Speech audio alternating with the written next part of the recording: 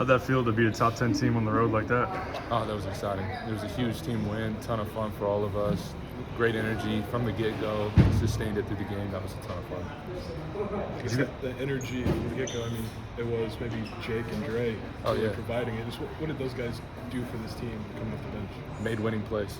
That's stuff that we talk about all the time. Jake came in, just even maybe didn't get the rebound, but tipping it out. I remember the offensive rebound on the free throw, even getting easy possessions back. Dre heating the ball up, which is something that he's done incredibly all year.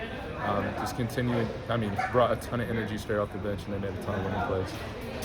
Did you have any sense going into tonight that you guys were going to have a really, really good showing, just that you were up for the challenge? Like anything that you noticed about the team going into tonight? Yeah. I think one thing you can tell through the week is their preparation. I think we had a great week of practice. The guys were really locked in coming back after Chicago State, and I think we really prepared really well. And I think I was confident a lot more in our team walking into today. Brad's told us, he's told you this whole season, keep shooting. Tonight and night, why you keep shooting? You mentioned they do go in. Absolutely. You stay confident. You stay committed to your process. Keep praying up to the Lord, and I mean, that's what I do. I shoot, and it's fun when it goes in, and it's fun even when it doesn't. So tonight was fun. I don't know, is there a sense of maybe just good to see some go in? Needed to see some go in a little bit? Yeah, absolutely. And I think just working with Coach talking about even providing pressure to the front of the rim, start to take a little pressure off of your three balls, and so then I mean now just seeing them go in, hopefully help launch onto some further games. Applying pressure to the rim, did he think it was going to come with a vicious dunk in the first half? I don't know. It's not something we talk about a ton in the room, about me getting on the rim like that, but it was a ton of fun. You did some mid-post stuff at Evansville. Is that something that you're talking about in terms of getting opportunities and maybe some back-down ISOs, that type of thing? Yeah, being able to just kind of play in the flow of the offense and being able to make plays around the rim. I think that's something that seeing the ball go in closer to the rim can help with just being more confident around the perimeter. And so it's something that we've worked on from the beginning of the year, but especially the last week or so, just adding opportunities to score and affect the game.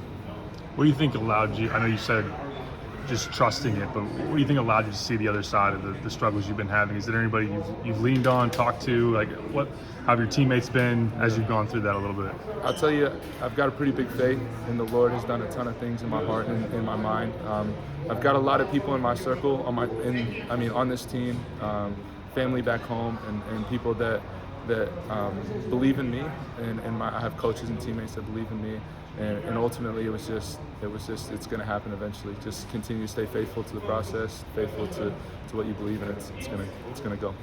What do you maybe think is behind the start of the second half? I think the starters came back out 22 points in like 3.5 minutes, and what led that spark?